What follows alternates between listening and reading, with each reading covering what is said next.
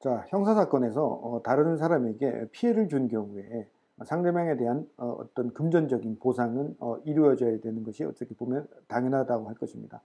그렇다면 이번 시간에서는 형사 합의를 하는 경우 과연 어떻게 해야 되는지에 대해서 한번 살펴보도록 하죠. 자, 먼저 형사 합의란 피해의 정도 그리고 사건의 발생 상황이나 여러 가지 주변 여건들을 고려했을 때 양 당사자들이 어떤 일정한 조건, 그러니까 배상의 수준이나 처벌의 수준과 관련한 어떤 조건들에 대해서 정하고 그것을 실행하고 이를 담은 어떤 합의서를 작성하는 방식으로 마무리가 됩니다. 자, 합의서를 어떻게 작성해야 되는지 여쭤보는 분들이 많이 계십니다.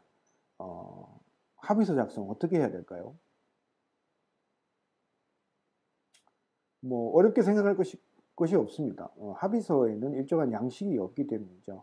그래서 분명한 것은 꼭 들어가야 되는 문구들이나 내용들만 기억하시면 좋겠습니다. 첫 번째는 배상 금액의 수준입니다. 그리고 두 번째는 형사처벌에 관한 상대방, 그러니까 피해자 측의 의견이 들어가시는 것이 좋습니다.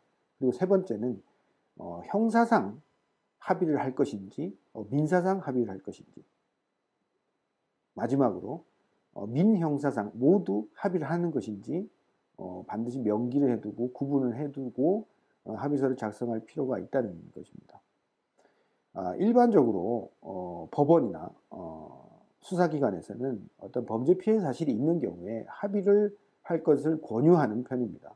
왜냐하면 피해자로서도 피해 회복을 할 수 있는 기회가 될 수 있고 또는 가해자로서도 내가 어떤 범죄 행위를 저지른 데 있어서 형사처벌을 받게 되는 상황인데 형사처벌을 합의를 함으로써 어느 정도 감경받을 수 있는 조건이 구비가 될 수 있기 때문이죠. 그렇기 때문에 저로서도 어떤 합의가 필요한 사안인 경우에 의뢰인들에게 형사 합의를 할 것을 또는 민형사상 합의를 할 것을 권하는 편입니다.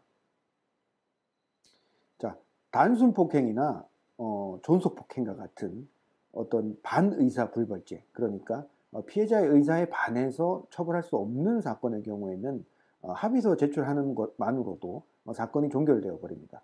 그러나 반의사 불벌죄나 친고죄가 아닌 어떤 대표적인 것은 성범죄가 되겠죠. 성범죄의 경우에는 합의서를 제출하였다고 해서 사건이 끝나는 것은 아니고 계속하여 수사 절차나 재판 절차가 진행될 수 있습니다.